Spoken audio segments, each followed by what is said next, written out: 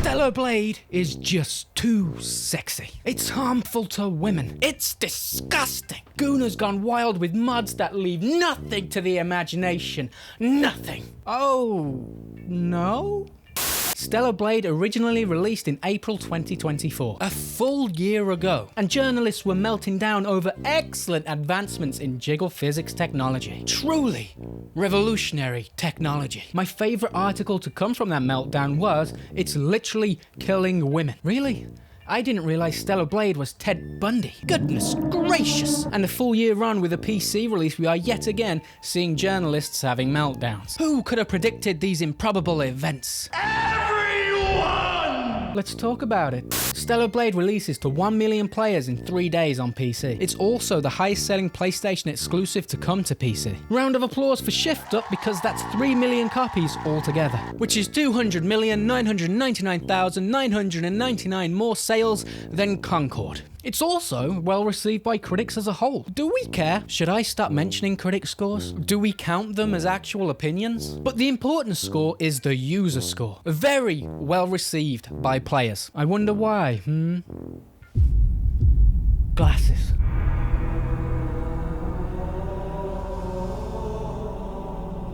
Let's take a look. Oh, I see. It's the gameplay, the combat, the story, the enemy variety, the sheer amount of customization. Graphics are very nice. And she's got one hell of a great head of hair. Truly jealous. Truly a masterpiece.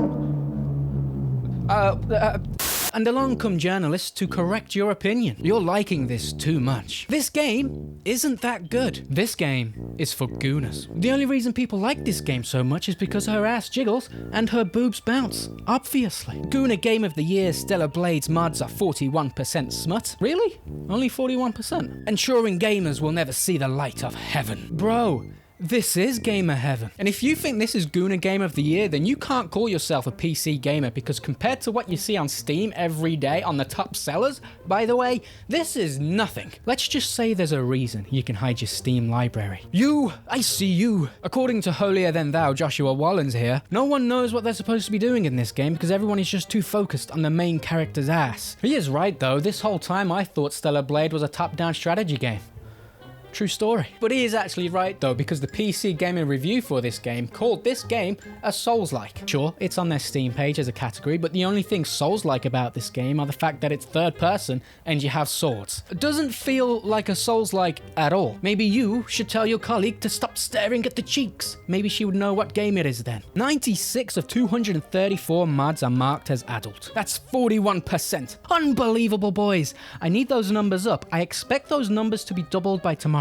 Okay? Guys, you need to realize that Josh here is just better than you. At some point are so inured to sexuality that you have to cram it into every available crevice to feel anything. Would you not find more fulfillment if the erotic were less ubiquitous, more rare, more precious?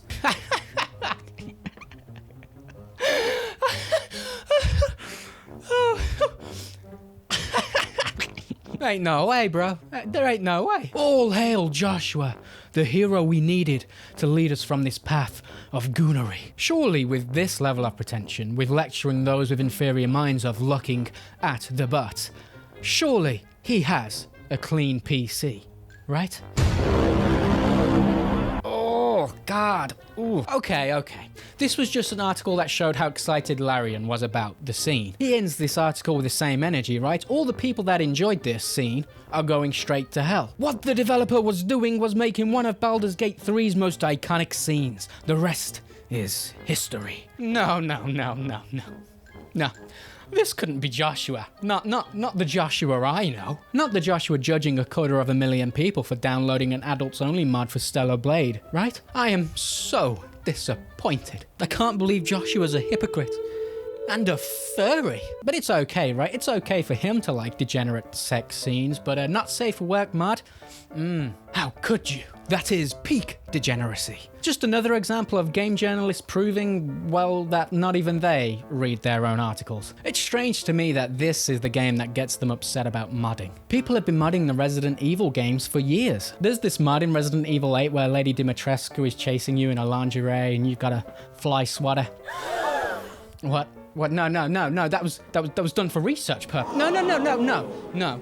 But I don't even have Resident Evil 8 on PC. I'm gonna get it now. But I never hear anything about these mods. If you look up PC Gamer Resident Evil mod, you'll find this article where the writer recommends you a thong for Leon. Some cloveless mods for Claire and Leon and Ada. Why is it that this is okay? Where is the line that separates the two? Or is it just that there's no guys that look like Leon for you to undress? Paul Tassi weighed in with another weird take, letting everyone know that the game's success is mainly down to Asian players. He did say that this isn't him saying this is bad. So what was his point? Because he didn't have one, he just said it and left. Excellent journalism. Truly remarkable. I have a point for why that would be important to mention. Maybe, just maybe, the West should try and capitalize on the massive Asian market in gaming. Try and make games that are more marketable in Asia because the money is clearly there. You know, instead of focusing on just the West. But not only that, focusing on the modern audience in the West. That doesn't exist. Now I am going to give Paul some credit here, not much, but some. I don't think he's saying that Asian players are less important than Western players,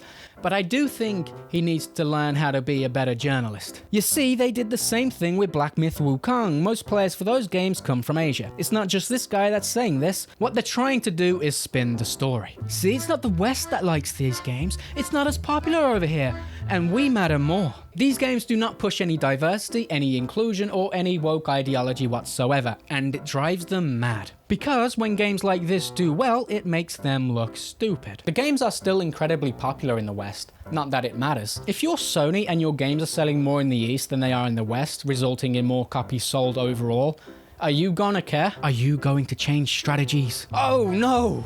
Our game has sold less copies in the West. We need to change strategies. Our new target is white American women. We're gonna make the new main character a chick, we're gonna make her lame, and we're gonna make her gay. Put a chick in it and make her lame and gay! This was a story that was also run by PC Gamer and other journalists. It's like this last bit of desperate hope that their ideology is the direction the games industry should be heading. It scares them that games like this could bring back sexy women and take away all the progress they made with making women uglier in games. Not just that, but everything else that comes with that ideology as well. 68 is what PC Gamer awarded this game in their review. The review opens with this. Stellar Blade's opening hours are so mired by atrocious level design that I can only assume people are willingly ploughing through for the sake of seeing the protagonist Eve's bum jiggle around in a skin-tight suit for a bit longer. There it is.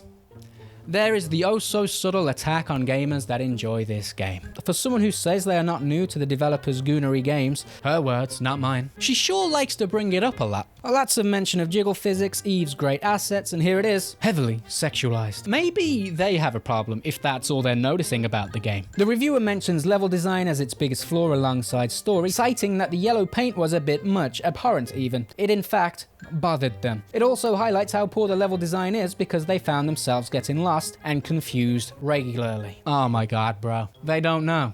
They still don't know. The yellow paint is there because of you, you moron. Games journalists are still somehow the worst at playing games. And for the love of God, they need to stop calling games Souls-likes just because they find them hard. This game doesn't play like a Souls-like at all. Obviously, I joke around about the gooning stuff, but in all seriousness, this game does have great gameplay. It's satisfying, it's flashy, it looks cool. I've only played the short demo so far, so I can't speak for the game's story or level design. What I can say is that if the first levels are something they consider bad, then I can't wait to see what's in store for the rest of the game. I bought the game and I'm looking forward to the full experience. There has been a clear media bias against this game since it was revealed. Over-sexualized, the jiggle physics are too much, it's setting unrealistic beauty standards. It's funny to me how when you mention how ugly a character is in a video game, it's always, why does it matter? Why does it matter how they look? And here you have a character that is a little too sexy and it's the end of the world. The mods are a crime against humanity. I can't find my way through the levels because I can't take my eyes off the jiggle. This is for gooners. Only gooners like this. This will lead to women being over-sexualized in games and in real life. Women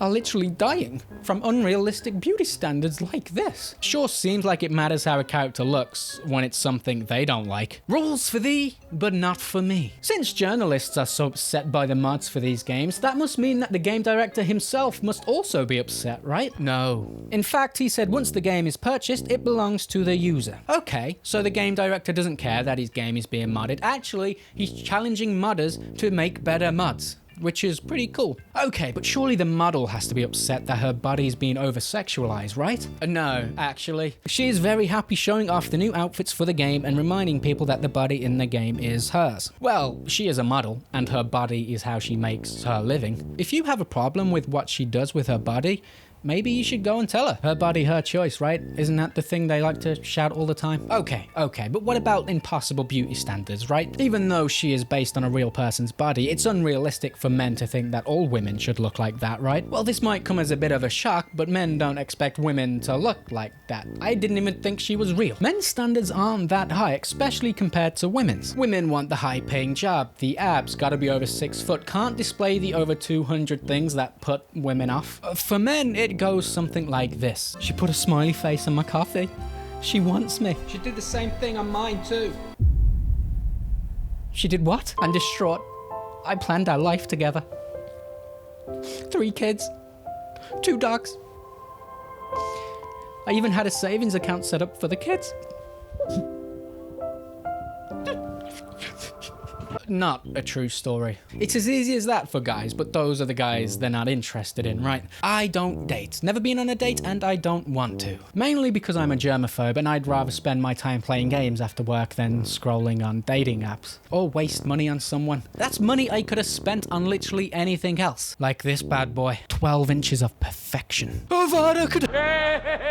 Just to be clear here, I don't think Eve is over-sexualized. Over-sexualization implies that her only worth is as a sexual object. Despite her being strong, despite her being extremely skilled, despite her being central to the plot where it's basically her versus evil forces, she's not over-sexualized, is she? And it is explained in the story why she looks like this. She's designed to be the perfect being. Wouldn't make much sense if the perfect being looked like Miss Umbridge from Harry Potter, would it? This argument is just weird to me. I don't take the argument seriously that the over-sexualization of women in video games is affecting the minds of men, that it will lead them into thinking that women are just objects. I can't take that seriously when certain websites exist where women can sell pictures of their naked bodies for $5. Actually, $5 might be a bit steep. That's empowering, apparently. The enormous amount of websites like this that exist is insane. That display images and videos that affect how your brain works. That is affecting beauty standards. That can corrupt women's minds in how they value themselves. That is causing addictions that can ruin people's lives. That displays men and women being treated like objects for other people's satisfaction. Literally its only purpose. If they want to have a conversation about the impact that kind of stuff can have on men and women, then we can talk. But then they would have to admit that it's not empowering to sell an image of your butthole